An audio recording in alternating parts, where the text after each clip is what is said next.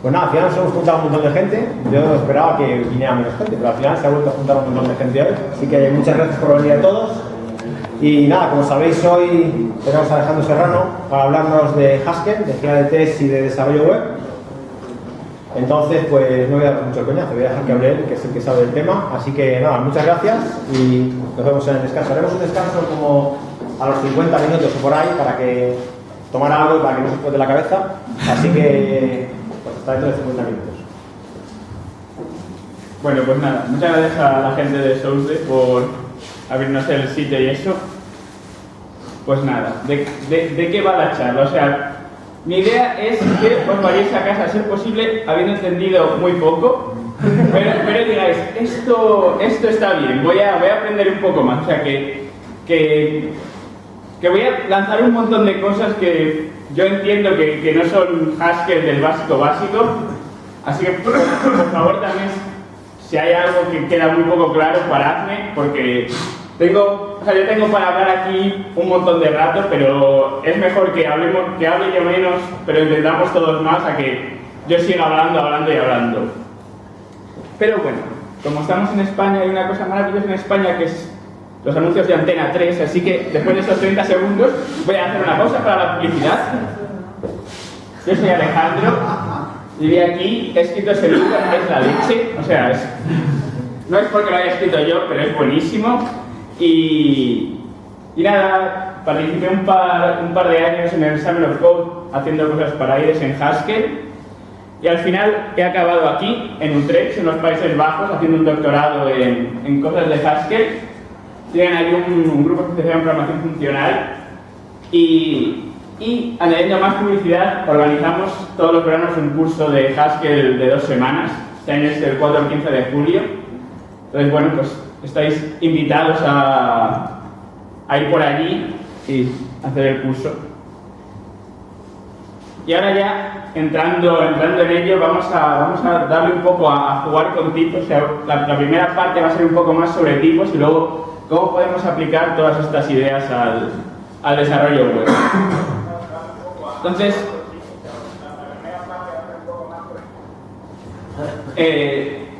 lo primero es, esto es una definición de un tipo de dato en Haskell. ¿Cómo vamos? ¿Entendemos esta definición? Y eso, hasta ahí vamos bien, ¿no? O sea, básicamente, si lo recuerdo, define dos tipos de datos, el número y un árbol. El número puede ser el 0 o el sucesor de otro número, entonces si tú quieres tener algo como el 2, dices el sucesor del sucesor de 0, y así llegas al número 2, que sería este. Y lo otro, lo que define es un árbol binario que puede guardar elementos de tipo A. Entonces tienes cosas de este estilo, que sería un nodo con una hoja con la A, con un nodo interior que es la B y otra hoja que es la C, y eso te da un árbol de caracteres. Entonces esto es lo básico en Haskell para definir tipos de datos, los llamados tipos de datos algebraicos. Entonces, la idea es que vamos a mirarlos de una forma ligeramente distinta. O sea, vamos a centrarnos no tanto en el tipo de datos, sino en los constructores de cada tipo de dato. Si pensamos en 0, no como un constructor, sino como una función, ¿qué tipo le asignaríamos? Asignaríamos algo similar a lo que hay en la pantalla. O sea, 0 es una especie de función, una constante que nos da de vuelta un número. Y sucesor sería algo a lo que damos un número y nos devuelve otro número. O sea, es como una función. Y de hecho en Haskell podemos usar un constructor en cualquier lugar en que usaríamos una función. En el caso de un árbol, pues es algo similar. Una hoja tiene un elemento de tipo A y con eso construimos un árbol de ese tipo de dato, o un nodo interior, pues en el nodo los dos árboles de izquierda y derecha y con eso generamos un árbol. Entonces, de hecho en Haskell podemos escribirlo de esta manera. O sea, podemos dar un tipo de datos dando los tipos de los constructores. Para eso necesitamos poner una extensión, que es la primera línea de arriba, porque realmente estamos usando lo que es la sintaxis de tipos de datos generalizados, pero incluso estos tipos de datos simples los podemos ver como generados por sus constructores. Y aquí es donde entra la gracia de los tipos de datos generalizados. O sea, ¿qué distingue un tipo de datos generalizado? Es que si partimos de un tipo de dato como este, que describe los campos de una tabla que guarda usuarios, podemos decir, bueno, pues esos campos pueden ser un nombre, una apellido, una edad, una dirección, y los podemos ver de esta manera. O sea, podemos tener un nombre, tenemos el string, que es el nombre, y nos devuelve un campo del usuario, o describir la edad con un integer o lo que sea. Pero lo importante es que al final siempre tenemos campo usuario, siempre tenemos lo mismo que está en la definición de tipo, al lado de data. Sin embargo, si queremos hacer algo como qué tipo le damos a la siguiente función, imaginaos que queremos hacer una función getCampUsuario a la cual si le damos un nombre nos devuelva el string, que es lo que había guardado dentro, pero si le damos una edad nos devuelva un integer, que es la edad. Esto no lo podemos hacer con Haskell básico, porque no hay ningún tipo que exista que sea esto. O sea, porque toma un campo de usuario y devuelve no puede ser una cosa genérica, porque realmente no puede devolver lo que tú quieras. Pero tampoco es string, ni int, ni nada. Es algo diferente. Entonces, la gracia es la siguiente. Podemos usar tipos de datos algebraicos para generalizados. Y la diferencia es que al final podemos tener cosas distintas. No tiene que ser siempre campo usuario, como antes. Entonces, lo que hacemos es decir, aquí en este caso lo que hacemos es definir campo usuario de A. O sea, vamos a tener un parámetro que nos va a indicar información de tipo. Y cuando tenemos un nombre, lo que tenemos es un campo usuario de string. O sea, sabemos que es un campo usuario del tipo string. Si tenemos edad, lo que tenemos es un campo usuario de tipo integer. Pero veis que es diferente, porque ahora ya no tengo siempre campo usuario A, como en el caso del árbol, sino que va cambiando. Pues esto simplemente es lo que es un tipo de datos algebraico generalizado. Es una forma de definir tipos de datos de manera que los constructores, en vez de siempre devolver el mismo tipo, puedan refinar el tipo que devuelven.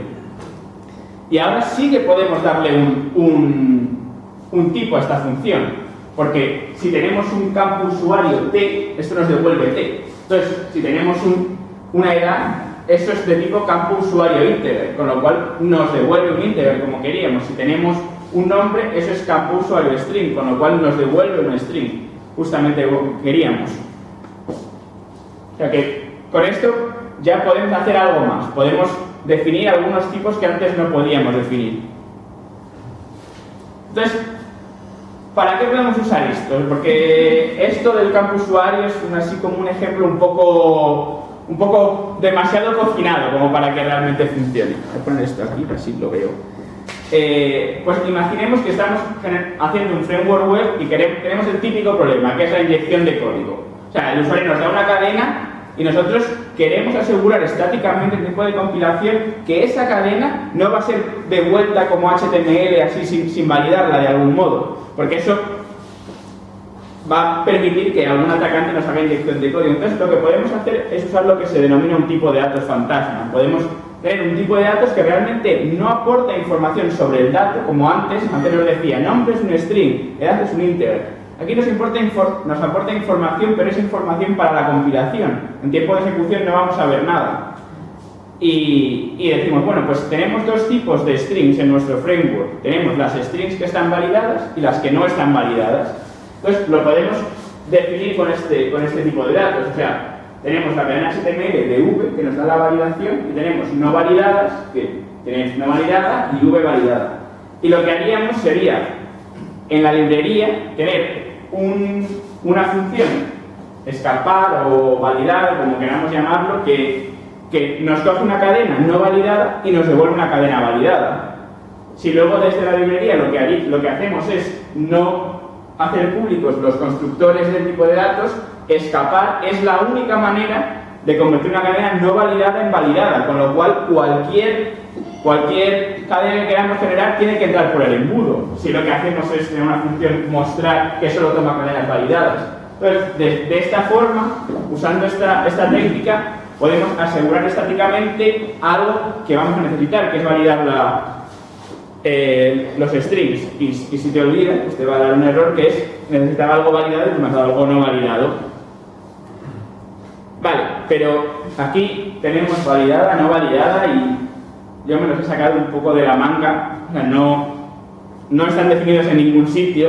Entonces, la pregunta es de dónde lo sacamos, o sea, de dónde vienen validada y no validada. Son tipos de datos, entonces una posibilidad es, mira, son tipos de datos, pero realmente no los estoy usando como para guardar ninguna información, con lo cual puedo hacer un tipo de datos vacío, que no tenga constructores, que no los pueda generar, y usarlos simplemente como ahí, en esos huecos. Es una posibilidad que puedo definir así. Para eso tengo que poner otra extensión que me permite definir tipos de datos vacíos, lo cual es curioso, que necesites una extensión para eso, pero la necesitas. El problema de esto es que sepa un poco del sistema de tipos de Haskell, es que si yo tengo estas declaraciones, no puedo prohibir en Haskell que yo escriba un tipo como cadena HTML bool. O sea, este tipo es un tipo correcto. No significa nada, no lo puedo construir, pero lo podría tener. Entonces, bueno, ya que estamos en Haskell, nos gustaría, de paso, que no pueda escribir cadena HTML bool. O sea, tengamos como un sistema de tipos sobre los propios tipos, para no poder describir tipos que son absurdos, como una cadena HTML que no es ni validada ni no validada, es bool. Entonces, para eso usamos el sistema que se llama de kinds, que no sé cómo se dice en español, así que lo voy a decir en inglés. O sea, la idea es que los kinds son los tipos de los tipos. Entonces, el kind más importante si trabajas con Haskell es el kind de estrella, que es el de los tipos básicos. Integer tiene kind estrella, o sea, puedes imaginar que el 1 es de tipo integer es de kind estrella. Y luego hay más cosas por arriba, está así una torre infinita de cosas por encima, pero... tienes una cosa como cadena HTML validada, que es un valor Haskell, también tiene kind estrella, o sea, estrella al final son las cosas que puedes representar en memoria, las cosas reales, digamos, las cosas que no son constructores de tipos, no son maybe, no son list, son una cosa completamente formada que va a guardarse en memoria. Y igual que en Haskell tienes funciones operando en valores, pues aquí tienes funciones operando en kinds. Si tú tienes algo como árbol, que tenía un parámetro,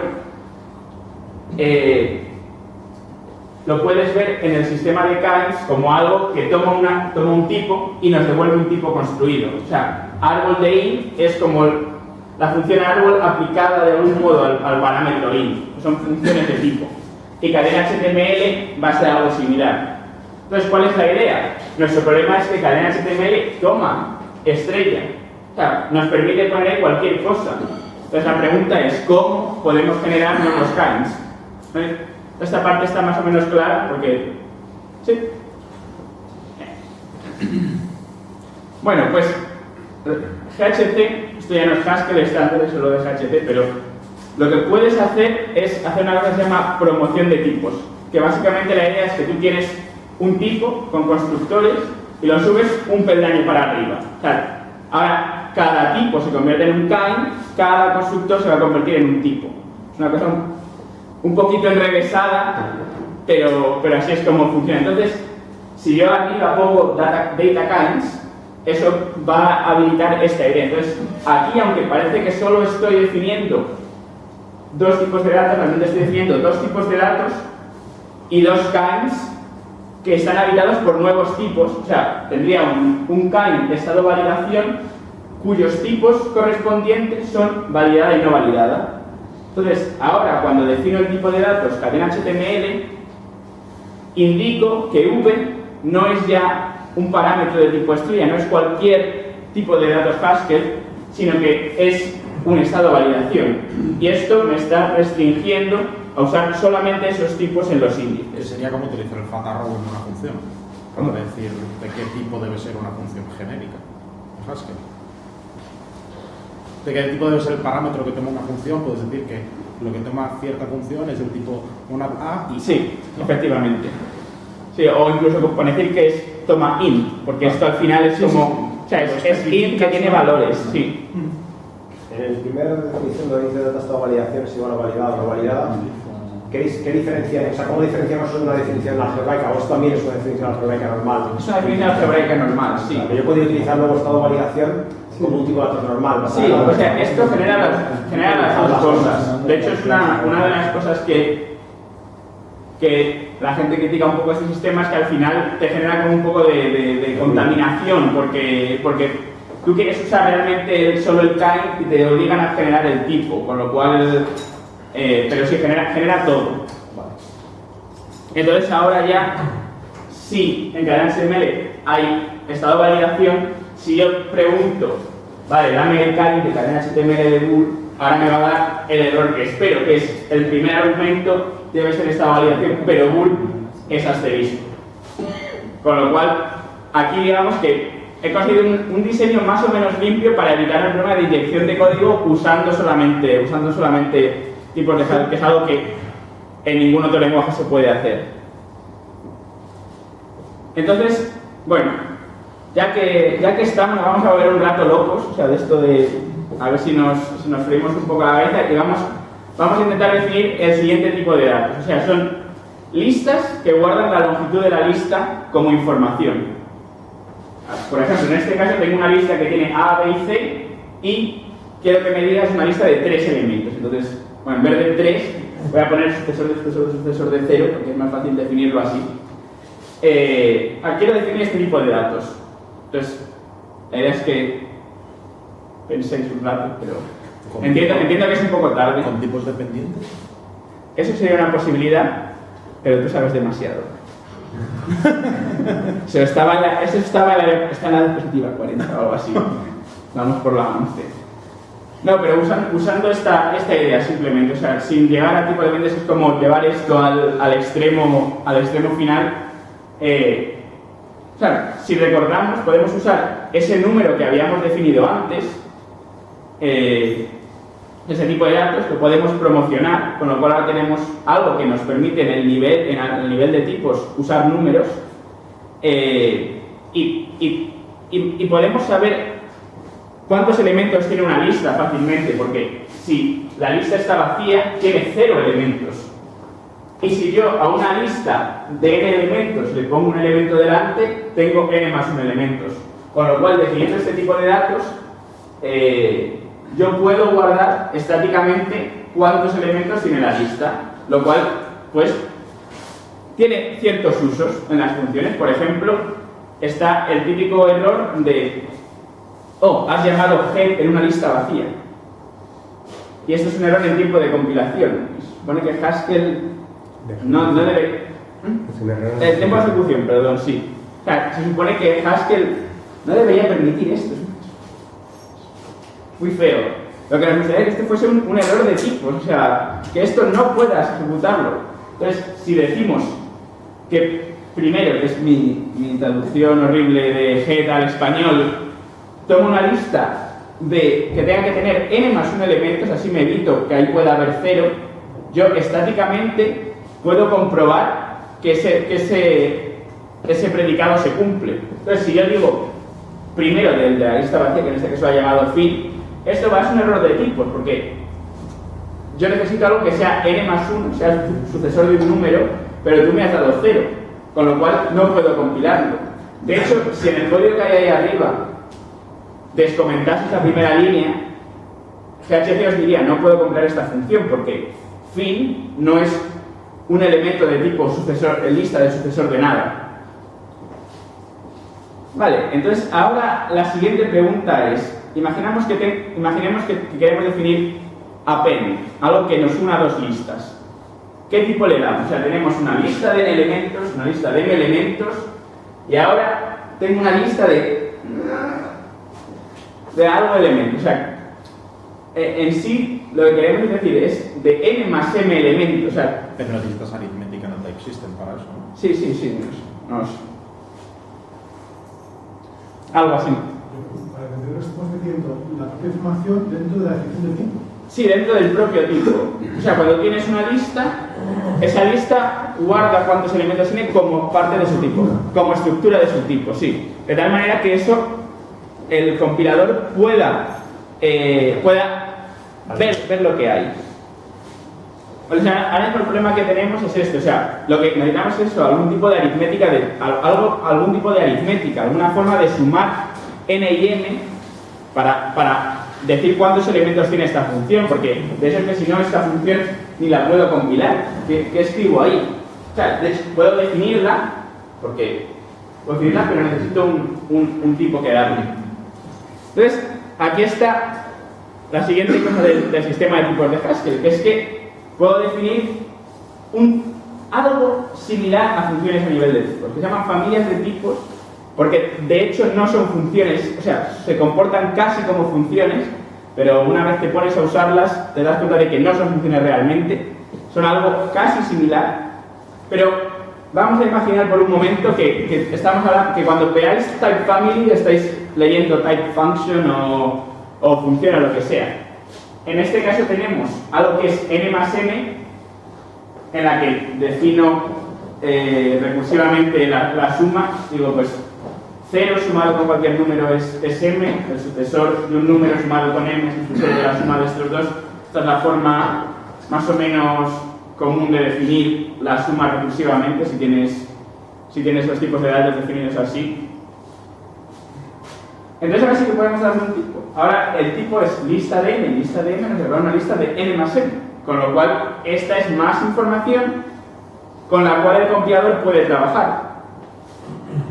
Esto, no se me ocurre así directamente qué otra cosa puedo hacer con las listas de n elementos aparte de prohibir g o algo así. Es una lista vacía, pero bueno, la idea es esa. La idea es que usando esto en los tipos puedo codificar muchísima más información de la que está por debajo en el valor. Lo único que GHC en esto es bastante tonto. O sea, él no conoce ninguna propiedad aritmética. El más es nuestro más. Si por ejemplo me da por poner m más n, que en principio debe ser lo mismo porque la suma es conmutativa, él no sabe qué está ocurriendo. Él nos dice, no sé que m esto es un igual en GHC a nivel de tipos, no sé que m es igual a m más 0 y no lo puedo saber por la definición, porque la definición no está definido. Entonces, existen lenguajes más avanzados, lenguajes dependientes que nos permiten, digamos, escabullirnos por los lados y darle esta información. Luego comentaré un poco de pasado sobre ellos. Pero bueno, o sea, con esto quiero decir que Haskell es suficiente para definir alguna información, pero tiene que ser más o menos sencilla, que es mucho más que lo que pueden hacer otros lenguajes, pero siguen siendo cosas relativamente sencillitas. Y bueno, de hecho, ya que tienes estas funciones de tipos pueden ir también dentro de una clase de tipos. O sea, igual que dentro de una clase yo defino las operaciones que forman esa clase, también puedo decir, bueno, pues esta clase me tiene que dar un tipo. El típico ejemplo es el ejemplo de las colecciones. O sea, la colección, la idea es que es algo, pues las listas, los sets, todo esto son como colecciones y son cosas que puedo dar una lista vacía o añadir un elemento a una cosa que ya existe.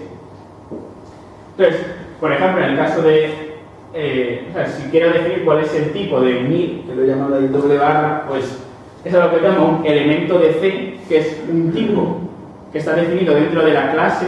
O sea, hay que verlo como el resultado de elemento de C, una colección y nos devuelve otra colección. Esto al final está diciendo que coge un elemento, una colección y nos devuelve otra colección. Si por ejemplo tengo una lista, pues el elemento de una lista de tipo E, o sea, lo que es un poco es que ahora esta función toma un parámetro que es un tipo. O sea, esto no está cogiendo una lista con un elemento, sino está cogiendo el tipo de listas con elementos de tipo E. Entonces, los elementos de esa lista son E. Y yo puedo definir esas funciones. Pero puedo hacerlo también para otros tipos, que son colecciones como intset, que es un tipo que existe en la librería containers para si quieres guardar un conjunto de enteros, que es mucho más eficiente. Y ahí los elementos son ints, en vez de nada que dependa de. Entonces, de esta forma podemos llevar también esta idea de las funciones de tipos a las clases de tipos. Forman ahí un conglomerado bastante curioso. A ver cómo voy de tiempo. Creo que estoy hablando muy rápido, me podéis decir que pare o si queréis. No. Entonces, en resumen, en Haskell hay gran soporte para programación a nivel de tipo, que es algo que más o menos sabíamos, Lo importante aquí es que para empezar a hacer este tipo de programación y usar tipos alfabetos generalizados y tal, hay que entender que encima de los tipos están los kinds, que son como los tipos de los tipos. Creamos esos nuevos kinds usando esta idea de la promoción de tipos de datos y defines usando las familias de tipos. Y al final, usando esto, puedo utilizar los tipos estos generalizados para refinar el tipo de los constructores y así tener más errores capturados al compilar. Solo ya que voy más o menos bien de tiempo, os comento que en GHC hasta la versión 7 no podías promover todos los tipos un nivel arriba. Por ejemplo, si tú definías los números, los podías promocionar, pero la lista que hemos definido no la podías usar un nivel más arriba por cosas teórico-técnicas, o sea, técnicas pero por la teoría, pero ahora se han inventado ahí una forma de poder hacerlo bastante curiosa, y entonces ya puedes funcionar todo desde el GHC 8, que saldrá en un mes o algo así. Pero bueno, no sé qué locura se le ocurrirá a alguien promocionando así infinitamente, pero alguien tendrá algo que decir en esto. ¿Qué no puedo hacer? Porque, o sea, todo eso eran cosas que puedo hacer y todos mis ejemplos funcionan, pero vuelven a ser un poco cocinados. Entonces, ¿qué no puedo hacer? Lo que no puedo hacer es lo contrario. Yo no puedo tener una función en la que un valor influencie el tipo. Por el momento lo que tenemos en Haskell son funciones que toman un tipo y ese tipo influencia los valores que puede tomar. Si por ejemplo pensáis en una función como identidad, eso toma una información de tipo que es, pues esta identidad la aplico al tipo int, y entonces yo tomo el argumento que toma tiene que ser de tipo int, con lo cual el tipo que has elegido en la función identidad influencia los valores que puede tomar. Yo también puedo tener cosas que el valor influencia otro valor, que es lógico de una función, que yo tomo un valor y genero otro valor. Con las familias de tipos puedo tener tipos que influencian a otros tipos, puedo generar tipos a partir de tipos, pero lo que no puedo hacer es eso, tener valores que influencien en el mundo de los tipos. Existen dos mundos completamente separados, que son el de los valores y todo lo demás. Y, o sea, ¿por qué existe esto? Técnicamente es porque en Haskell los tipos al final se acaban borrando cuando compilas. O sea, se compila, se genera el código y una vez compilados no queda nada en el ejecutable al final de la información de tipos. Entonces, por eso necesitamos esta idea atravesada de la promoción, porque como son dos mundos distintos, no pueden realmente compartirse. El compilador necesita saber si esto es un kind de un tipo o es un tipo y sus constructores. Cuando hablas del mundo de los tipos, hablas del mundo de los no valores, ¿no? De los no valores. El mundo de los tipos es que... Tiene kinds igualmente. Sí, es que o sea, la cosa está en que al final son todo lo mismo. O sea, de una forma técnica al final todo realmente son tipos de tipos de tipos. Pero sí. Hablo de los tipos, los kinds, lo que haya por encima y los nombres que queráis darles a lo que hay por encima. Entonces, si yo quiero hacer lo contrario, antes de esto, sí. Volviendo sobre el tema que estaba diciendo, que puedes tener una función donde el valor influye en el tipo, eso quiere decir que lo que estabas contando antes, por ejemplo, donde decías que la longitud, esa información estaba en la lista, serían listas construidas a partir de aplicar varias veces el operador de concatenar el elemento a la lista. Sí. O sea, siempre, o sea, esta n y m vienen del tipo. O sea, no vienen es una información que está en el tipo ya reflejada. Lo que tú no podrías hacer, digamos, es coger una lista cualquiera y de repente descubrir su tipo, descubrir su valor. Es tipo lista de n elementos, es una cosa que no puedo hacer en Haskell. Otro ejemplo, por ejemplo, es si yo tengo una función a la cual le das un número n y un valor y ahora me devuelves una lista de estas listas fuertemente tipadas que hemos definido, que sea repetir n veces ese valor v. No lo puedo generar porque entonces esa n tiene que influenciar mi valor, la lista que yo creo. Entonces existen lenguajes que hacen gente como yo en las universidades, que se llaman tipos dependientes, que quitan esta barrera y nos permiten definir funciones en la cual los tipos dependen de valores. O sea, ya no hay una distinción porque un valor tiene un tipo, pero todo puede influenciar a todo. por ejemplo, en el caso este de repetir, la puedo definir de esta manera. Lo que se llaman dependientes porque si yo tengo este número depende de este valor. Pero no puedo poner solamente número como haría en Haskell, sino que le tengo que dar un nombre para poder referirme a él en el tipo. Entonces, esta n es la misma n que aquí. Entonces, dado un número n y un valor e, somos una lista de tamaño n. Entonces, podría definir esta cosa. Y esto lo puedo hacer en lenguajes como Idris, como Agda, como Coq, que bueno, son lenguajes dependientes. En particular, si os llama la atención, Idris es básicamente una copia de Haskell con tipos dependientes. O sea, es la misma sintaxis, es estricto en vez de Gauss, pero como de todas maneras la mayor parte de gente que usa estos lenguajes de programación no hace un servidor web en Idris ahí para producción, pues da un poco igual. Entonces, y la gracia que tienen estos lenguajes es que si los llevas al extremo te pueden servir incluso para probar información de los programas. O sea, en Idris tú podrías probar que dado una función invertir que tú has definido, invertir una lista devuelve la lista. Y es lo que puedes hacer dentro del propio lenguaje. Con lo cual, esto es un poco la idea esta de Type-Driven Development, pero llevada a lo máximo. O sea, ya no defino los tipos y los test que me comprueban que esa función lo hace, sino que además yo digo, no, es que esta función tengo que probar matemáticamente que la definición cumple las propiedades que yo quiero. O sea, yo defino una función ordenar y por construcción la lista que devuelvo está ordenada. Pero bueno, esto es solo porque se merecen una mención ya que hemos llegado hasta este punto. Entonces, si queréis saber más de esto, yo lo que os recomiendo es que veáis algunas charlas que hay en YouTube. Hay una que se llama Depending on Types, que básicamente es esta idea de poner cosas en tipos hasta qué punto puedo llegar. Por ejemplo, en esta charla, que es de una hora o algo así, lo que hacen es coger los árboles estos rojo-negros, estos que tienen un balanceo y el balanceo cumple tal, y tienen ciertos invariantes, pues todo esto lo definen en los tipos, con lo cual es una implementación de estos árboles que por construcción es correcta, porque siempre cumple todos los invariantes que yo quiero. Si lo que queréis es algo un poco más práctico, existe esta charla de Richard Eisenberg, que es una introducción práctica a todo esto de los tipos personalizados, que tiene ejercicios y tal, y si ya tenéis mucho tiempo por las tardes o lo que sea, hay una serie de charlas de Simon Keaton-Jones, que creo que son 4 charlas de 1 hora, que es básicamente vamos a volvernos locos con el sistema de tipos de Haskell, hacer todo tipo de locuras durante 4 horas porque sí. Entonces, bueno, y si el tiempo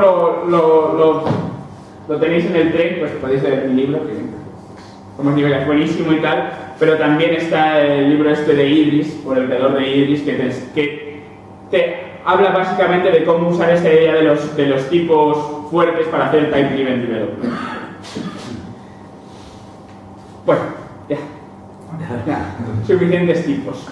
Ahora vamos a usarlos. ¿Hay alguna pregunta, algún comentario? O sea, ahora, a partir de ahora ya vamos a usar estas ideas para hacer cosas en la web, pero son más cosas de estilo. Vamos a hacer cosas a JSON, vamos a hacer un servidor que devuelve el error 404 y esas cosas más normales de personas normales que hacen desarrollo. Bien, bueno, pues antes de las pizzas, que creo que sí. Bueno, pues nos relajamos un poco generando JSON, que es una cosa muy sencillita, y esas cosas. Entonces, estos tiempos modernos no hay una aplicación web que se precie que no consuma y genere un montón de cosas de este estilo, que es JSON, que es JavaScript Object Notation en que básicamente pues tienes pares clave de valor y arrays, y anidando varias de esas pues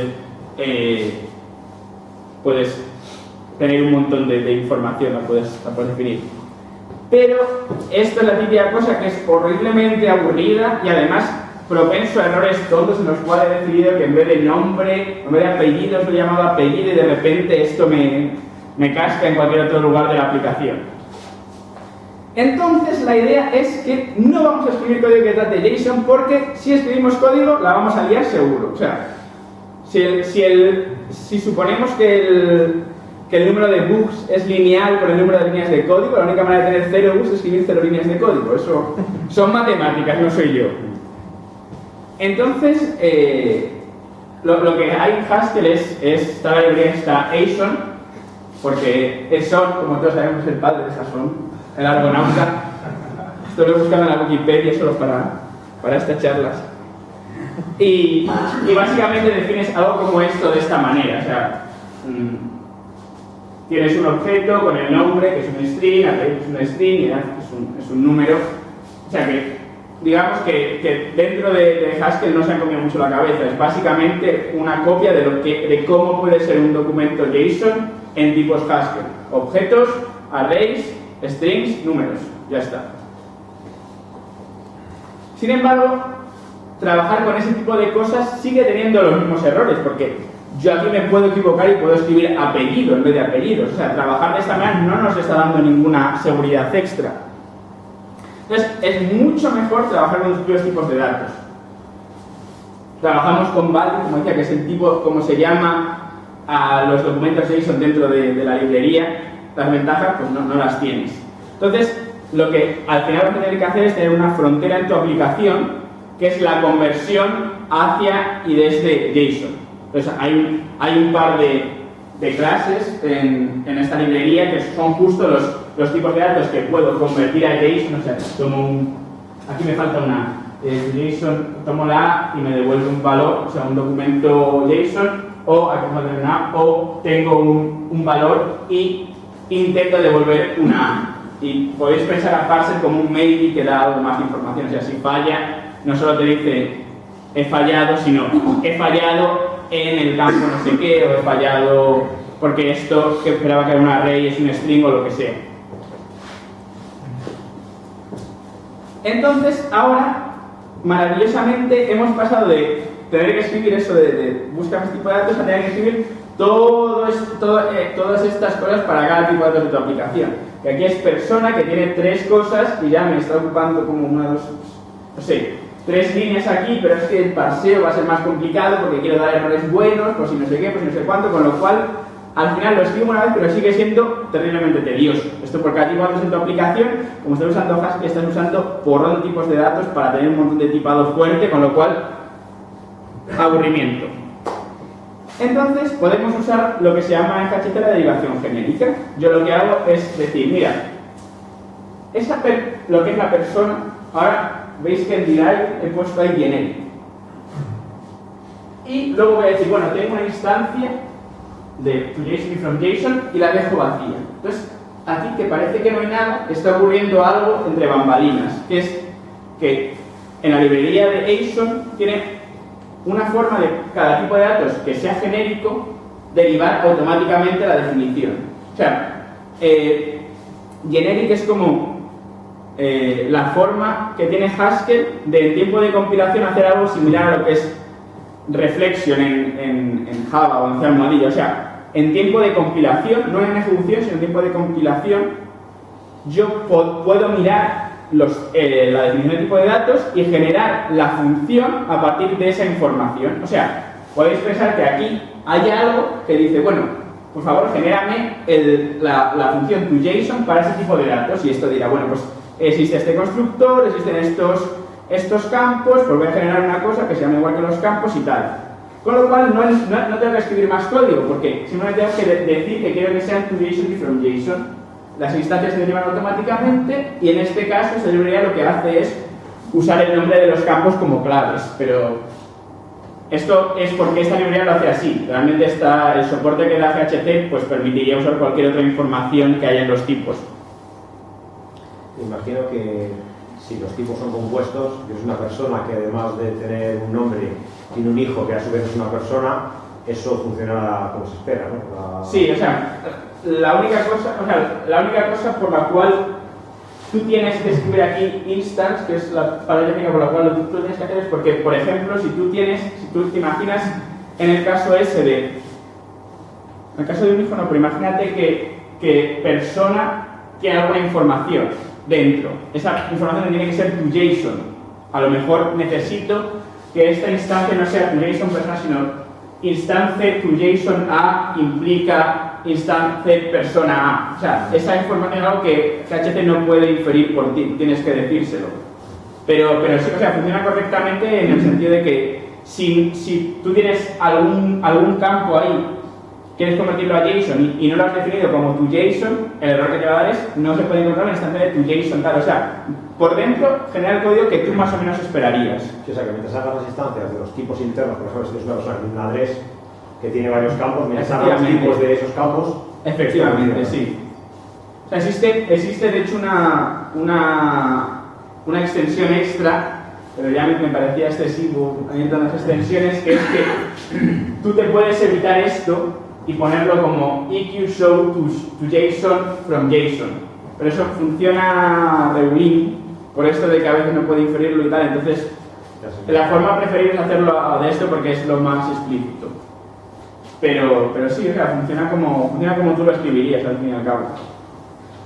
Sí que lo he añadido de los NM, porque no es un coñazo definir los parsers para los tipos, pero infernal. Entonces, esto la verdad es que quiero conocer que es cómodo. Sí. Es una pena que él no soporta en clases. Bueno, hay un estudiante nuestro que está en ello. Está en ello. Espera 6 meses a que acabe su máster y eso. Y... Vamos a ¿Tú ver. crees? ¿Eh? ¿Lo dices en serio? No, sí, lo digo en serio, Pues nada. O sea, otra cosa es que luego la gente, o sea, lo que escriba el chaval Les gusta. sea bueno, a los de él les guste, lo integren, eso a lo mejor eso ya es política, pero o sea, está viendo cómo se podría hacer. Pero vamos, también es una decisión sobre si él debería soportar clases o no, todas esas cosas, pero... Evan Splicker no se ha negado a que, o sea, que siempre es posible que al final lo acepten. Es una cuestión de que no era una prioridad en el desarrollo. Si alguien se encarga de hacer el código, no creo que haya ningún problema. Pero bueno, si no es que era PureScript. Una pregunta, en el caso de que quieras que un nombre en el JSON que no sea exactamente como el nombre del campo, ¿lo puedes hacer? ¿O no que lleve guiones bajos o lo que sea? ¿Se podría intervenir ahí? Sí, a ver, sí y no. O sea, la cosa está en que esta parte de generic es limitada en el sentido que la información con la que trabajas la que hay en los tipos. Existe otra cosa en PHP que se llama template Haskell, que es como básicamente código Haskell que escribe código Haskell por ti.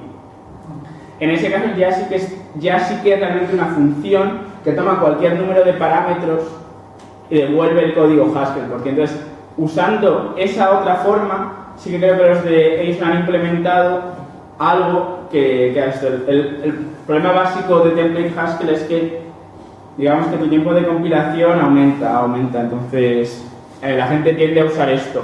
Lo que sí que hace, que es una cosa que está bien, es que en Haskell tienes este problema de que los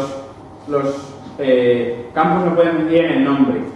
Entonces, si tienes edad en otro campo, no puedes llamarle edad, tienes que llamarle personalidad. Entonces, él detecta si todos los llamado persona nombre, persona apellidos, persona edad, y coincide con el nombre de esto, él detecta ese patrón, y digamos que en el JSON sí que solo sale nombre, apellidos y edad, pero es lo máximo que hace este soporte pequeño. De todas formas, sin meterte en template Haskell, una cosa que sí podrías hacer es convertir a la JSON o leer de JSON y tener otra capa intermedia que transforma tus ficheros al final, después de haber hecho la transformación, hacer una transformación más cambiando sonidos altos o Sí, pero igualmente si tienes solo un tipo, al menos te has ahorrado 10, ¿sabes? Si escribes uno. Pues de merecido descanso. Vamos a... no sé si estarán ya las pizzas.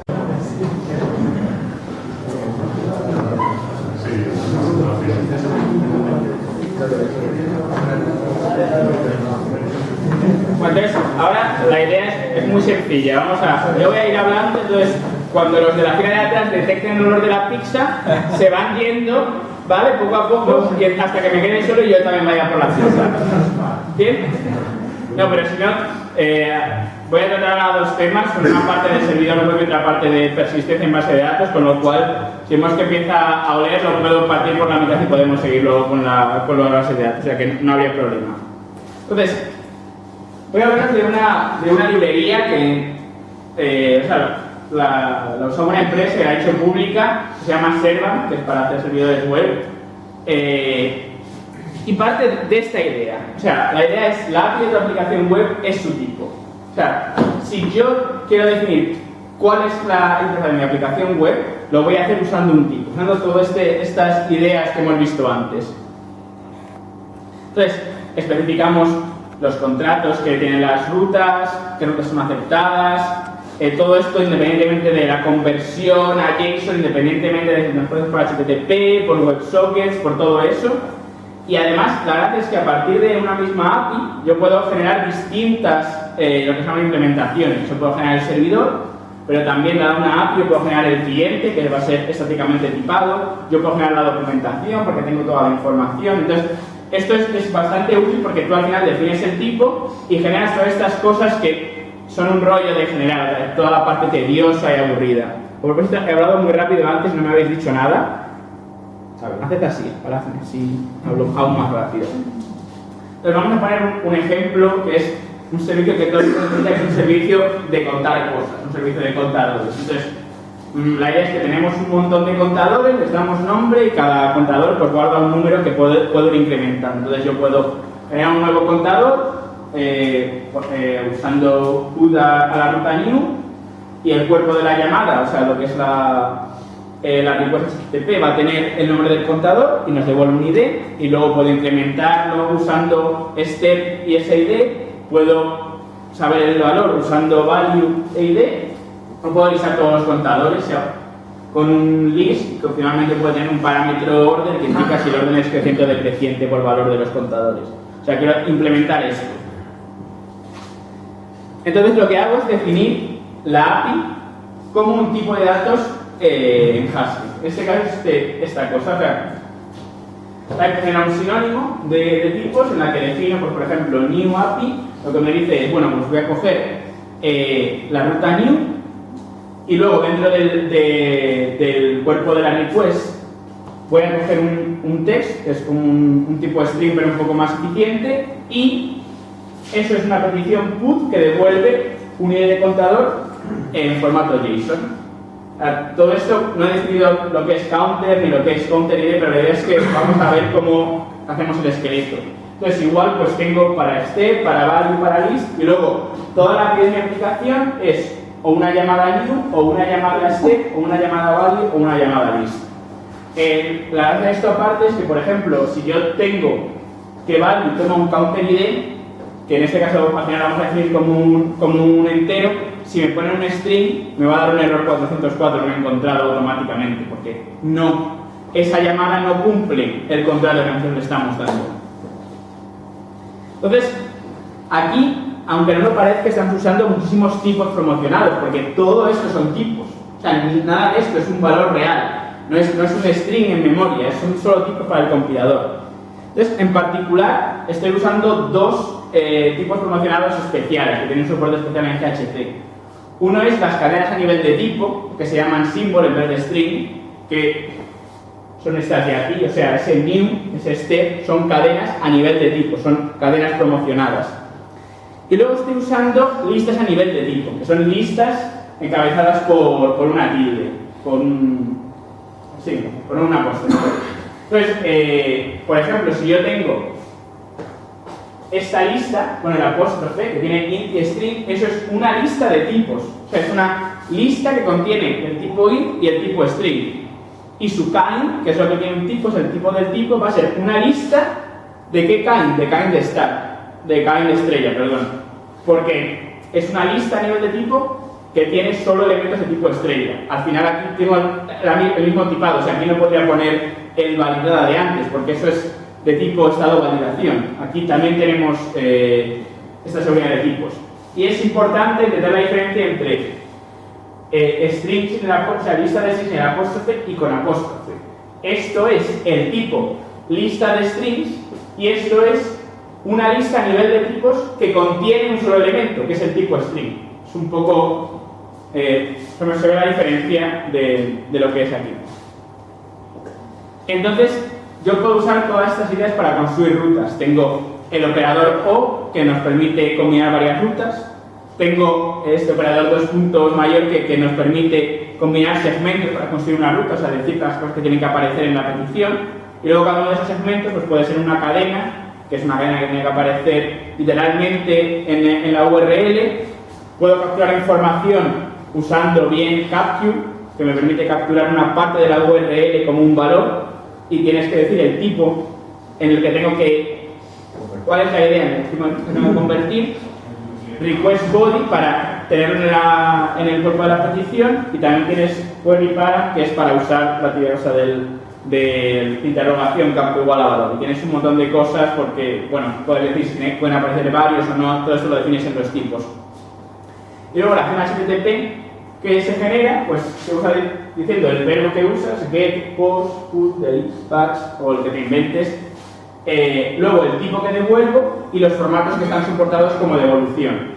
O sea, tú puedes poner aquí más de un formato, porque tú puedes usar el accept content, accept content para decir, pues yo acepto JSON o acepto XML o lo que sea y devolver el formato que quieras. Y todo esto, entre bambalinas, te lo va a convertir en el tipo correcto. Entonces vamos a preparar lo que... me ha ido la indentación. Vamos a prepararlo, o sea, nosotros queremos implementar este servidor web. Entonces, para empezar, vamos a definir los tipos counter ID, que en este caso va a ser un entero. Normalmente no querrías hacer esto, como veremos después en lo de bases de datos, pero aquí para que el código sea sencillo, pongo simplemente que es un entero, y luego un contador que tiene pues su ID, su nombre y su valor. Y uso toda esta cosa genérica de antes para derivar directamente la implementación a JSON, usando el generic y el from JSON into JSON. O sea, con todo esto ya me he creado un montón de código para convertir el formato a JSON. Entonces, o sea, la pregunta que suele ocurrir aquí es, bien, Haskell es un lenguaje puro, pero claramente se refiere a un estado, que es los contadores que yo tengo. Entonces, algo tengo que hacer porque tengo que guardar ese estado, o sea, de algún modo lo necesito, pero no queremos llegar a tener una variable simplemente, que podemos definirla en Haskell usando IOREFs. No quiero tener una variable global, porque al final acabo implementando algo muy similar a lo que implementaría en un lenguaje no funcional. O sea, no funcional puro, perdón. Entonces, la gracia es que puedo no ser puro, pero tener algunas propiedades que son interesantes para una aplicación de este estilo. Entonces, lo que muy bien vamos a usar es lo que se llama STM, que es memoria software transaccional. La idea es que son variables que son globales, pero que son arbitradas con transacciones, es decir, dos hilos, que van a ser dos peticiones, no pueden acceder directamente a la misma variable, sino que igual que una base de datos, pues va a arbitrar que una acceda y durante toda la ejecución vea un valor consistente de esa variable y luego se ejecute la otra de un valor consistente. Y la implementación en particular es bastante buena y tiene un montón de optimizaciones para, si yo veo que aquí accedo a esta variable y aquí a otra variable distinta, no los bloqueo los dos, sino que... ¿Qué funciona? ¿Como un mutex un semáforo iba bloqueando otros hilos o como una transacción y genera las transacciones separadas? O sea, cada cosa que tienes que definir cuál es la transacción, el bloque. Cada transacción se toma separadamente y lo que usa creo que se llama optimistic locking. O sea, básicamente lo que hace es guardar el estado anterior de todas las variables que tú utilizas, ejecutarlo, y si durante la ejecución han visto que alguna otra cosa ha cambiado, lo que se hace es rollback de la transacción. O sea, no se acaba de guardar, no se acaba de hacer commit. Y esto parece ser que si estás usando una aplicación más o menos pura, es una cosa que mejora bastante la eficiencia, porque no se va a dar tantas veces ese caso si tus bloques son pequeños.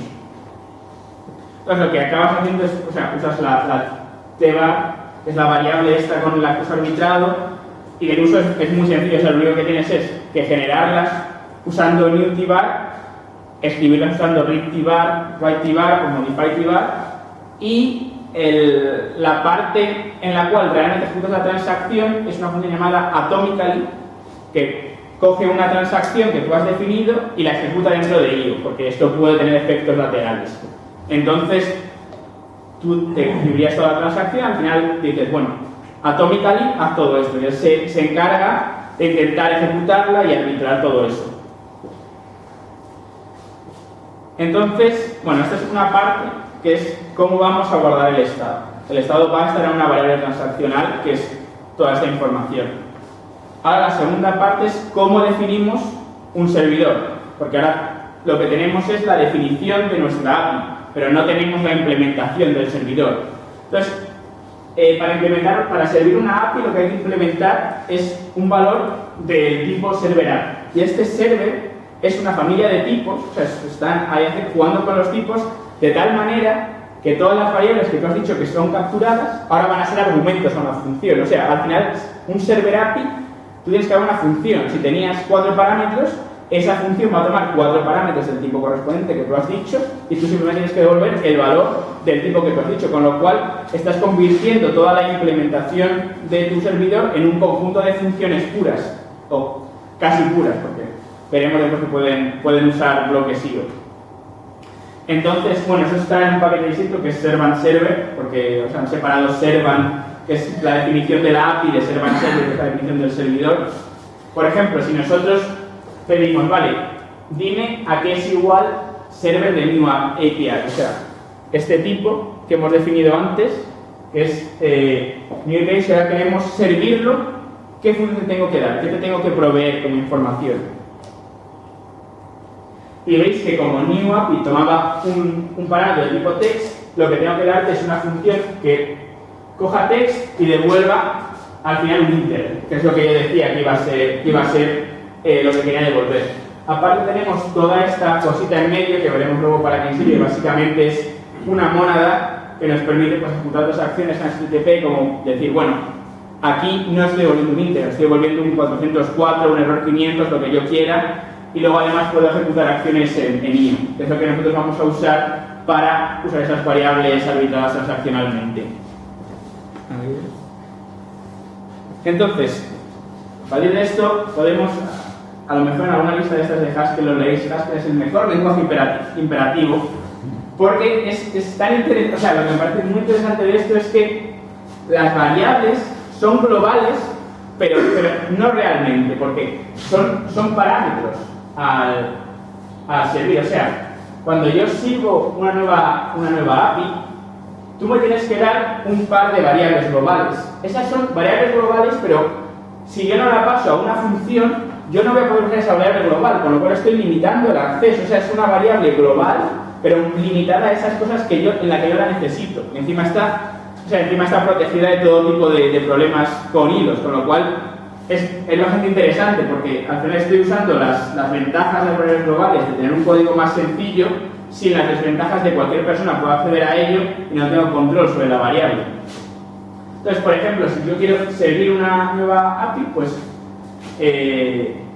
a ver, el estado de nuestro servidor al final va a ser la lista de contadores y necesito algún número que me diga cuál es el siguiente número de contador para ir generándolos secuencialmente, con lo cual voy a tener ese counter ID y esa lista de counter. Los he separado para intentar que menos cosas colisionen entre sí, porque solamente al crear un nuevo contador necesito acceder a cuál es el último contador que he creado. Si yo a la vez quiero listarla, como solo la accedo como lectura, puedo acceder a la otra sin acceder a la primera, con lo cual podría ejecutar dos a la vez. Y aquí veis que lo que tengo es un bloque atomically, que es una transacción sobre esa variable en la cual al final sumo más 1 al último ID, lo leo y luego genero un nuevo contador y modifico la lista poniéndole la C al principio. Gatillo para... Más o menos tiene sentido lo que estamos haciendo aquí. No sé si el bloque de código es un poco grande. Lo que me ha quedado claro es para qué estamos utilizando el tío ahí. O sea, porque la atomically esa parte sí la veo clara, pero no veo... Sí, creo que lo tengo en la siguiente slide. No. Vale. La cosa está en que aquí es cuando me falta una pizarra, pero básicamente una acción IO va a tener un tipo IOA. O sea, puedes imaginar food char y esta es IO char, char a IO de init. Pero en este caso no tengo exactamente IO, lo que tengo es una pila de mónadas en la cual IO está al final. Es como que yo tengo IO, pero encima de ella tengo un I del T. O sea, entonces, como no tengo exactamente IO, hay una clase que se llama monad.io, que son todas las clases que soportan IO de algún modo u otro. Entonces, todas esas clases, o sea, puedes usar cualquier cosa que viva en IO en todas las clases usando lift.io. Y esto es muy, o sea, es muy común, porque normalmente, si te imaginas, en casi cualquier servidor web vas a tener un acceso a base de datos, una cosa que vive en algún tipo de mónada similar a IO. Y tú vas a querer poner cosas encima para guardar el estado, para manipular cosas. Entonces, IO va a estar al fondo, va a estar abajo, pero tengo cosas encima. Y lift.io te permite usar el mismo código tanto para las cosas básicas como para cualquier cosa que esté por encima.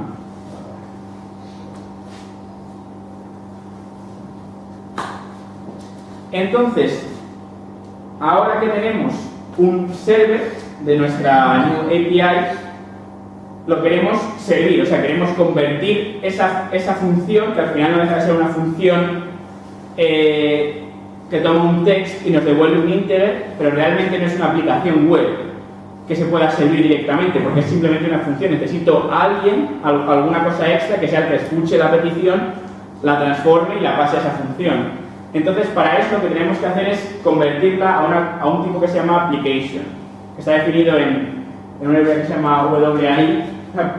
Entonces, WAI es como una capa común en Haskell para definir aplicaciones web. Es como los servers de Java, que todo el mundo usa servers por debajo y luego tú tienes tu librería que te lo convierte al final a servers. O en Python creo que se llama WSGI, y en casi cualquier lenguaje ahora mismo hay esa capa. Entonces, lo que hace Server es convertir esas funciones en una application, y esa application puede ser servida por un runner de una aplicación. O sea, al final tienes como un montón de capas, pero la idea es que conviertes tu función más o menos pura en una application, y esa aplicación se sirve por el servidor finalmente. O sea, hay como 3 capas en medio.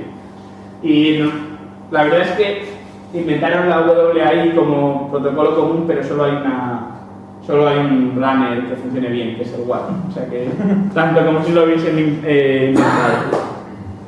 Entonces, si al final quieres servir tu aplicación web de verdad, vas a tener que tener un main, que es lo que se ejecuta. Y entonces, el servidor que me genera la aplicación, lo que hace es llamar a ser con la información para servir tu aplicación. En este caso lo vamos a servir la new API, no toda la API completa.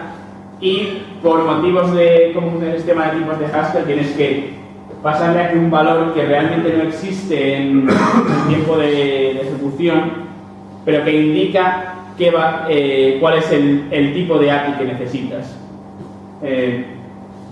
Bueno, si luego tenemos tiempo puedo explicar exactamente el problema, pero básicamente es un detalle técnico. Tienes que decir cuál es la API y para que coincida con esta. La tienes que decir explícitamente, porque Haskell en este caso no lo puede inferir, porque a otras familias de tipos no puedes inferir las cosas, porque puede haber funciones que se ejecutan y no sabes qué funciones están ejecutando. Y aquí está el punto en el cual os comentaba esto de las variables, que yo paso solamente a lo que necesito. O sea, yo aquí creo las nuevas variables, o sea, una variable inicializada a 0 y una variable inicializada a la lista vacía, que son los contadores que tengo, y estas variables las paso a este servidor de estado. Si yo tengo una función que no recibe estas variables, no puedo acceder a esas variables transaccionales. O sea, está compartida solo por la parte que yo quiero. Lo cual, a mí personalmente me parece bastante interesante. Si ahora lo que yo quiero es implementar el listado de contadores, o sea, ese list, pues solo necesito ampliar el código un poquito. ¿Por qué? Porque para servir al list API, lo que necesito es un tipo de server list API. Si si recordáis lo que es list API, que lo tenemos por aquí, yo voy a tener un orden y tengo que devolver una lista de contadores. O sea, todo lo que tengo que hacer al final, la implementación es, dame un orden, o sea, toma un orden, devuelve la lista de contadores. Simplemente es una función sencilla.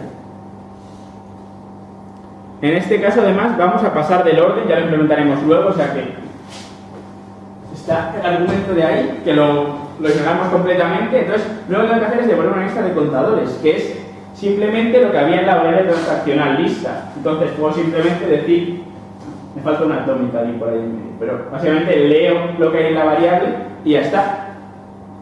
O sea, a mí esto me parece magia, porque o sea, básicamente está pasando la URL, el orden es solamente ask o des que está generado por el JSON, toda la conversión a JSON está generada automáticamente por el mecanismo de generic, con lo cual o sea, hay muchas cosas aquí por debajo que no se están viendo pero que están ocurriendo. Y si yo quiero servirlo, pues ahora puedo servir la new API o servir la lista y simplemente paso ese estado a los dos casos. Esto es el simbolito más bonito de más que en alguna cosa azteca que he encontrado en la tabla de Unicode. A ver cómo vamos de tiempo, qué rápido hablo. Vale, pues ahora por el momento hemos devuelto JSON, pero a ver, HTML tampoco está mal, o sea, es como más user friendly devolverle una tablita en vez de devolverle un... Bueno, depende para qué. Si a mí me lo devolvéis JSON y yo estaré encantado. Entonces, si queremos devolver HTML, dicho esto, ¿qué es lo que voy a tener que hacer? Pues lo único que tengo que decir es, bueno, ahora como formato soportado ya de devolución ya no es solo JSON, tengo HTML, con lo cual tengo que cambiar mi list API para que aquí devuelva HTML. Este HTML de nuevo es un tipo que yo he promocionado, o sea, es un tipo que en Servant han promocionado para definir tipos de contenido que yo puedo devolver. En este caso es HTML. Y igual que en el caso de JSON, hay una clase que te permite convertir un tipo HTML, que es esta, tu HTML. No, tampoco se han comido mucho la cabeza. Entonces, ¿cómo genero HTML en Haskell? O sea, esto es una cosa que genera un incendiado debate en la comunidad, que es, o sea, hay como tres posturas distintas. Una es solo un lenguaje completamente ajeno a Haskell, o sea, un lenguaje, los templates los tienes en un archivo aparte y tú lo cargas, le pasas los datos y ya está. Obviamente la desventaja de esto es que no puedes garantizar la seguridad de tipos. Las ventajas es que normalmente la gente de HTML le parece mucho más sencillo usar los templates que aprender Haskell para poder usar los templates. Es una cosa bastante... existe otra corriente que es usar un lenguaje integrado en Haskell, es decir, yo tengo una serie de funciones en Haskell que parecen HTML pero no lo son. O sea, tengo una función que se llama B, una función que se llama BR, una función que se llama P, que al final van a convertirse en HTML pero realmente siguen siendo Haskell. Esto es lo que se denomina un lenguaje específico del dominio, o sea, es una mini librería que intenta emular otro lenguaje dentro de Haskell. Y luego está un término medio que es usar un template que en tiempo de compilación se convierte al código Haskell del otro tipo. Esto se puede usar usando una cosa que se llama quasi-quoting, que básicamente es una cosa que permite generar, es otra de las formas que tiene Haskell para generar código en tiempo de compilación. O sea, ya tenemos el generic que hemos usado en JSON, esta template Haskell, es esta tercera forma. Pero la gracia que tiene es que puedo usar un lenguaje que no sea Haskell, siempre que tú me digas cómo parsearlo y cómo convertirlo a Haskell. Y aquí el mayor exponente es una que se llama SexScript, que te permite generar HTML, JavaScript, CSS y meter cosas de Haskell dentro. Entonces o sea, la primera no voy a comentar mucho de ello porque básicamente, seguramente toda la gente que hay aquí que haga desarrollo web busca mucho más de eso. Pero de las otras dos, hay dos librerías muy interesantes. Lucid es una de estas que os digo que integra HTML en Haskell.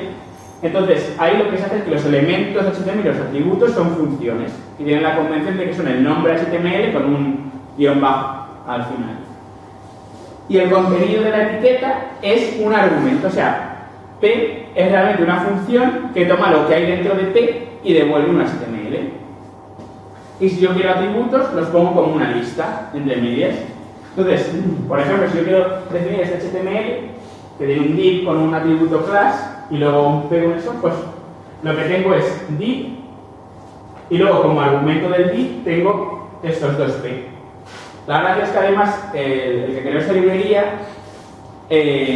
encontré una forma para poder usar esta notación do de las mónadas en este caso también. Realmente lo que estoy haciendo no es nada monádico, es solo poner una cosa detrás de otra. Pero al ver esta secuencialidad lo consiguió convertir en una mónada y entonces pues las cosas las puedes poner así, lo cual es muy interesante.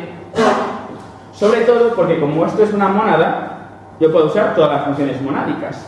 Por ejemplo, yo quiero mostrar la lista de contadores. Para mostrar la lista de contadores lo que tengo que hacer es básicamente mostrar cada contador. Entonces existe una función en la librería básica de Haskell que es form-, que por cada elemento de una lista ejecuta una acción monádica. Normalmente esto se usa para decir, pues por cada línea de mi string, put strlen, o sea, muéstrala en pantalla, este tipo de cosas. Pero como esto también es una mónada, al final puedo usar lo mismo. O sea, yo tengo este bloque que me genera un elemento li por cada elemento del contador, que pongo pues su nombre, su 2 puntos y luego el valor, y como eso es una lista, pues lo ejecuto por cada elemento de la lista con el for-m y al final pongo un UL alrededor de todo. O sea, la gracia de esto es que al final tengo la misma, puedo reusar todas las abstracciones de Haskell, todas estos combinadores para listas y todo esto para generar HTML, que es una cosa bastante interesante porque al final muchas veces lo que nos falta en HTML es esa forma de reusar, de hacer un bucle o lo que sea. Una pregunta que parece un poco tonta, pero ¿qué diferencia entre form y fmap? Porque fmap también nos permitiría ciclar algo de... No, espera, a ver si puedo escribirlo aquí. ¿Veis esto? No. Sí. Si no lo veis lo puedo hacer más grande, creo.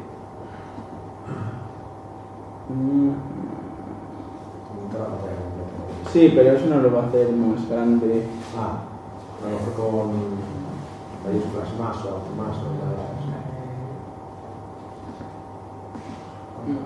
¿Cuánto con Sí, más? otro más. Ahí. Maravilloso. Bien, pues...